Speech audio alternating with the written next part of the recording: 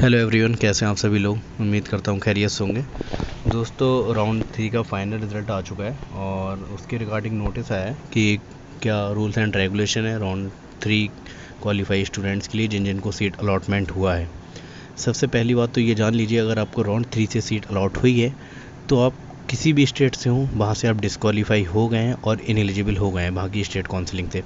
अगर आपकी कोई सीट होती भी है, अगर आपको मिल गई है किसी राउंड स्टेट काउंसलिंग के थ्रू, तो वो आपकी कैंसिल कर दी जाएगी, पहली बात। और दूसरी बात, अगर आप सोच रहे हैं कि हम राउंड 3 में एडमिशन ही ना लें और स्टेट काउंसलिंग से हम बेहतर सीट उठा लें, तो ऐसा नामुमकिन है। जो कि अगर आप राउंड 3 से सीट ले लेते हैं तो आप डिस्क्वालीफाई कर दिए जाते हैं पूरी तरीके से। और आप जब AACC की वेबसाइट पे विज़िट करेंगे तो वहाँ पे एक नोटिफिकेशन पूरा पड़ा हुआ है, इन एलिजिबल कैंडिडेट की पूरी लिस्ट पड़ी हुई है। तो वहाँ पर आप जाइए और उस लिस्ट को डाउनलोड कर लीजिए। आप हमारे टेलीग्राम चैनल पर भी देख सकते हैं, वो लिस्ट पड़ी हुई है। आप उसमें अपना नाम भी देख सकते हैं। अगर आप जिसने राउंड 3 में सीट मिल गई है तो वो डिस्क्वालीफाई है। तो हम रूल्स एंड रेगुलेशन जान लेते हैं क्या है। तो the final result of round 3 AACC PG counselling has been uploaded on the website. Provisional allotment letter download कर लीजिए जिन जिनको कॉलेज अलॉट हुआ है, और वो जो अभी टाइम दिया जाएगा वहाँ पे अपना जाके रिपोर्टिंग कराना है, ठीक है।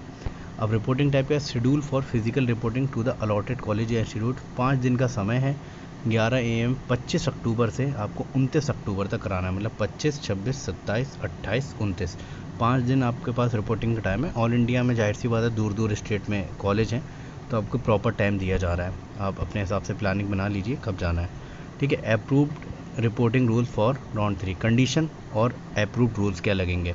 अब सबसे पहली कंडीशन ये है, स्टेटस ऑफ अलॉटमेंट।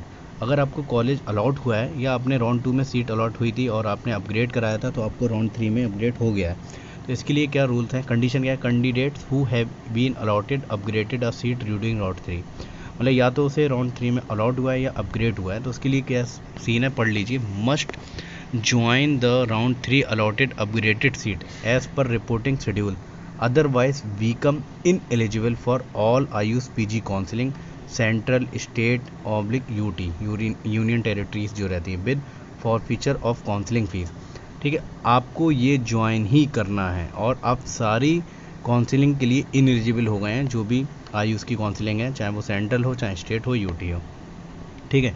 अब इसी में कंडीशन क्या आ जाती है दूसरी, the candidate has been allotted upgraded to a seat in round 3 of AACC PG counselling but also holding a seat allotted through state. अब देखो वही कंडीशन आ गई जो मैंने शुरू में बताई थी।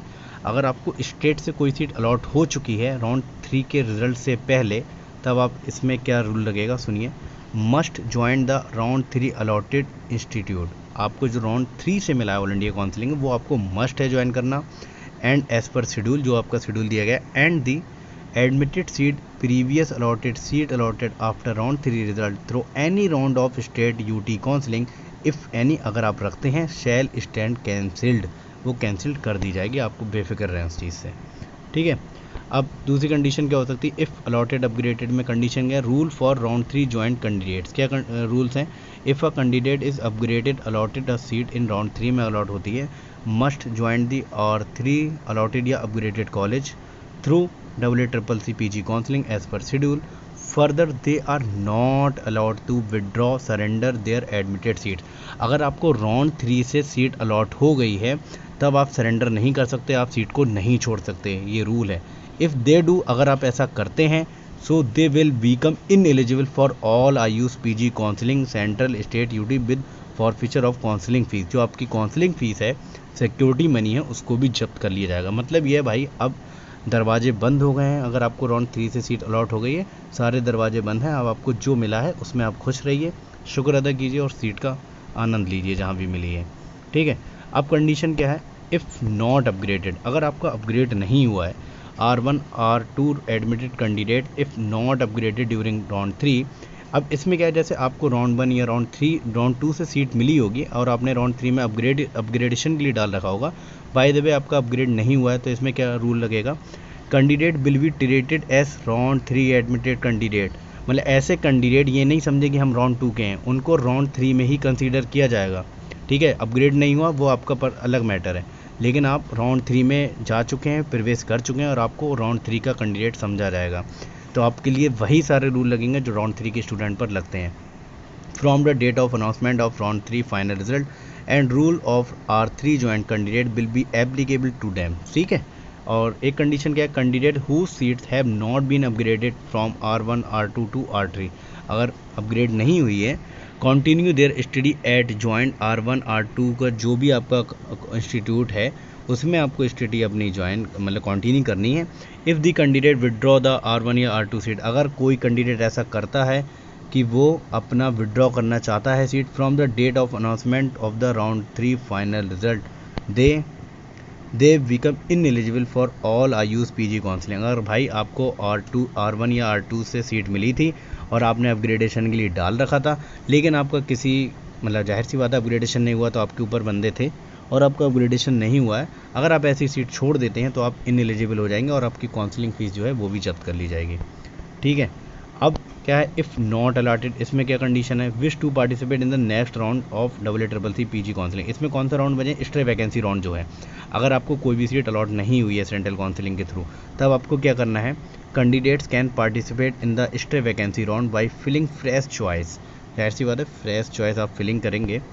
Registered candidate who opt for deemed university in the selection of counseling on the portal till third round and wish to the admitted to the deemed university, in that case they can participate in the SBR DU।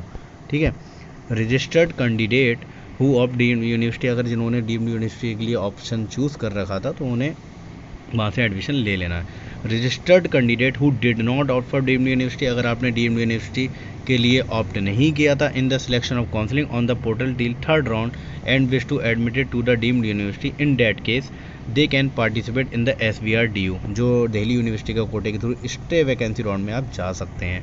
ठीक है, note क्या है, condition पढ़ लीजिए। All candidate